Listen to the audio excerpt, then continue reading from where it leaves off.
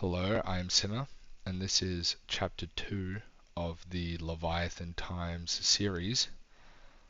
For those who don't know, this series I go over articles that I've written and explain them in video format, so that way there's more content, I guess. But today we're going to be talking about DEI and how DEI as a concept is not going to last a long time, in my opinion. So why is that the case? First of all, what is DEI? DEI is diversity, equity, and inclusion.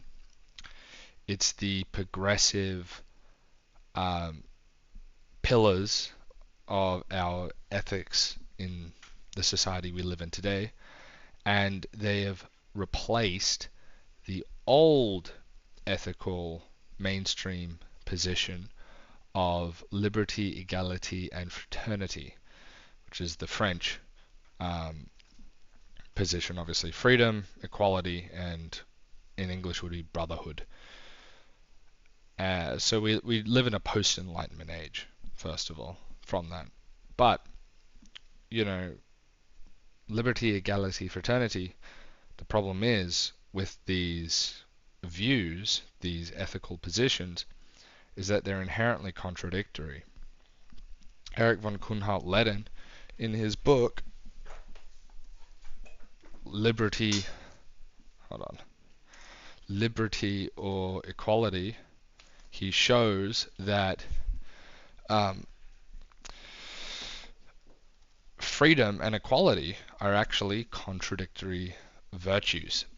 See, if you want to value things being the same, you cannot value at the same time things being you having freedom, because in any free system there will be natural inequality.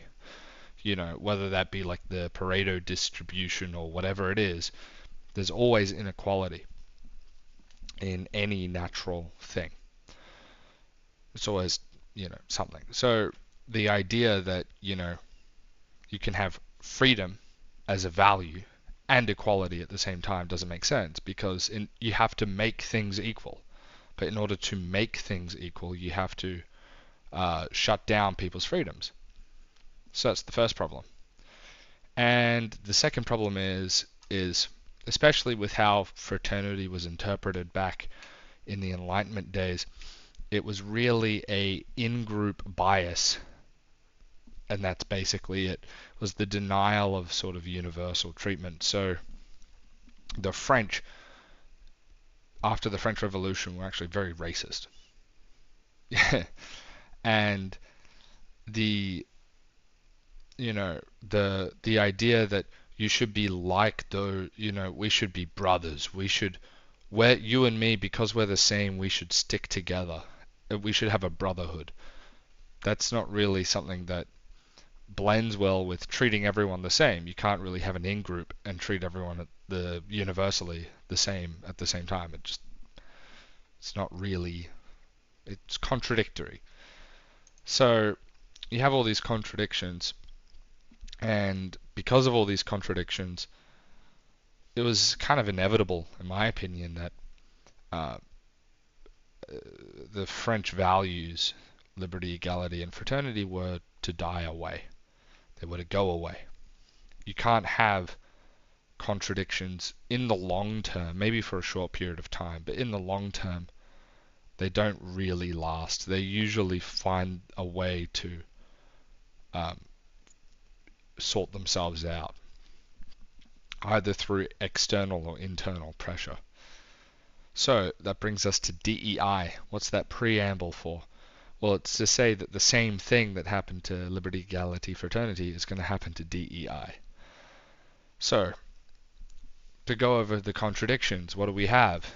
Diversity and equity has the same problem. Diversity is the valuing things being different, things being not the same. But that contradicts with equality. You can't promote things being different and at the same time promote things being the same. You can, you have to choose one.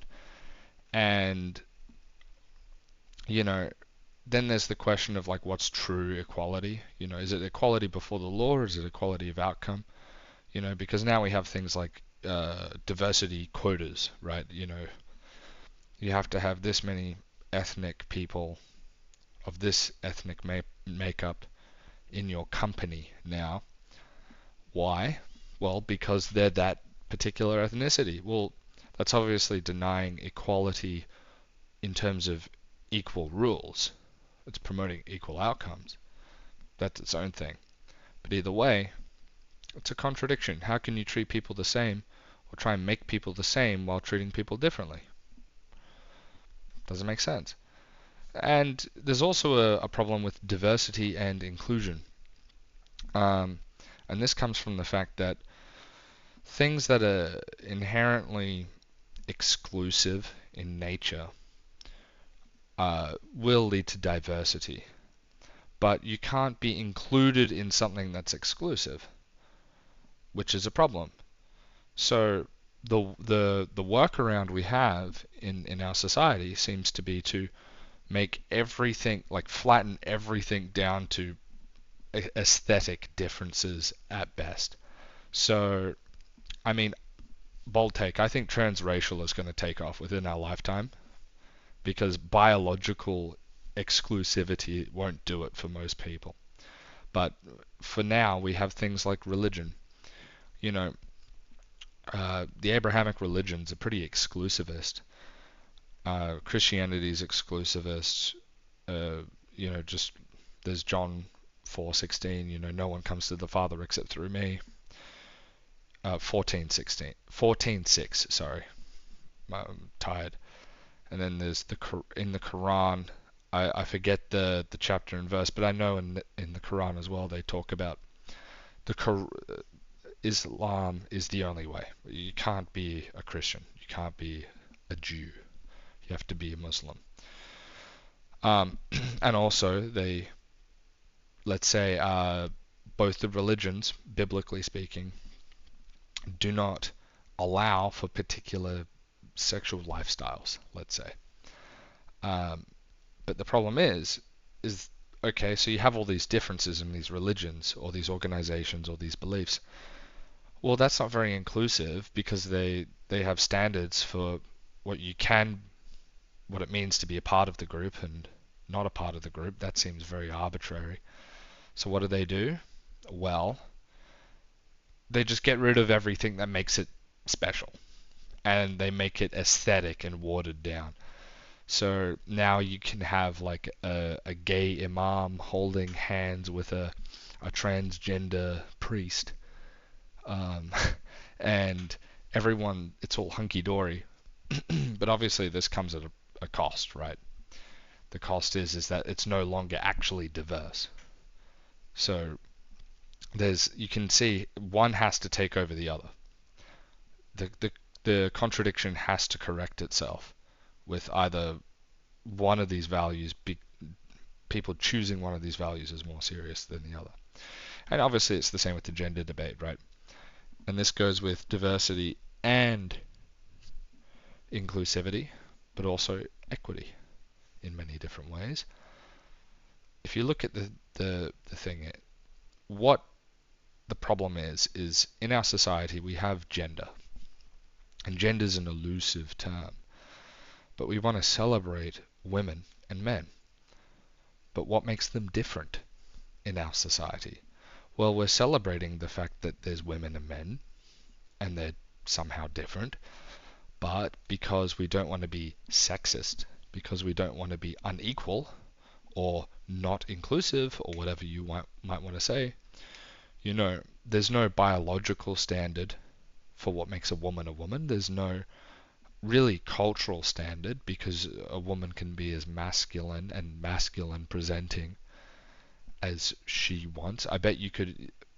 There's people definitely out there who've made the argument that you can have he, him pronouns and still be a woman or whatever. So, like, it's a perfect example, right? Like, there's nothing in our society now which actually makes a woman a woman. It's a elusive, vague idea, so there's no real diversity anymore. There's no difference between men and women because anything that you would historically point to doesn't exist. So, in a way, if you accept the progressive position, you actually can't argue sexism exists because there's no difference between the sexes. But it's its whole thing. But you can see where there's these contradictions and problems sort of weaving into all these mainstream topical issues, you know. And obviously, to with inclusion, part of the problem is like uh, once you get to this point where everyone's included, then it actually stops being something unique. It stops being something special. That's the whole contradiction there. And people obviously talk about, I forget what it's called, the paradox of the tolerant society. It's something like that. But one of the interesting things is if you have a society that has no vetting process, if it has no way to distinguish in-group from out-group, um, if it's not correctly gate-kept, basically, you need to gate-keep uh, your society, um, then the wrong people can be let in and they can undermine it. And then at that point, from a practical perspective, it's not really going to be yours anymore. I mean, you can say that happened to a lot of the Protestant churches. I think they, in a out of fear of losing, uh, parish members, they decided to stop gatekeeping the church, and that just sped up its downfall because all the mainline Protestant churches now are like dead. I remember I went to one, I think last year, uh, just a mainline Protestant Reformed adjacent church, and like no one there was under the age of like, I think like 80. They were all so old. And then you go to an actually like biblical Protestant church, and one that's actually gate kept, and there's people of all age groups there, and it's very different. But either way, the point is that DEI won't last over time. What will have to happen is inevitably there will be a hierarchy of values. Because there's a contradiction, you'll have to get to a point where one of the values is treated as the most good. And I think it's going to end up being equality. I think equality will, it seemed to persist, but I mean, it was in there with liberty and fraternity. And inclusivity really to me seems like it's kind of different, but in many ways it's very much the same.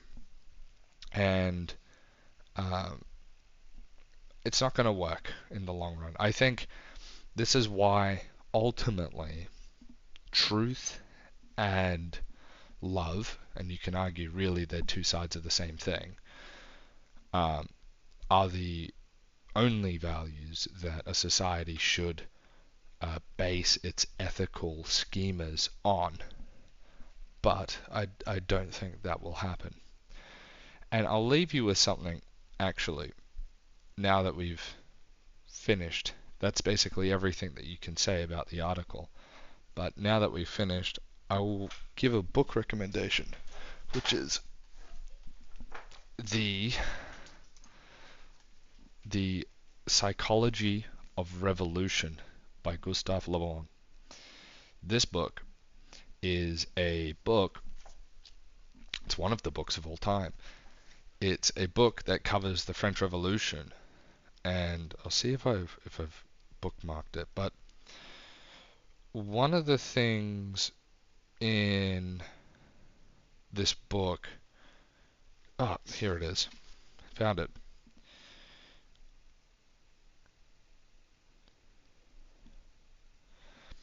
that sort of talks about this, and I've read this after I wrote the article, so that was kind of funny.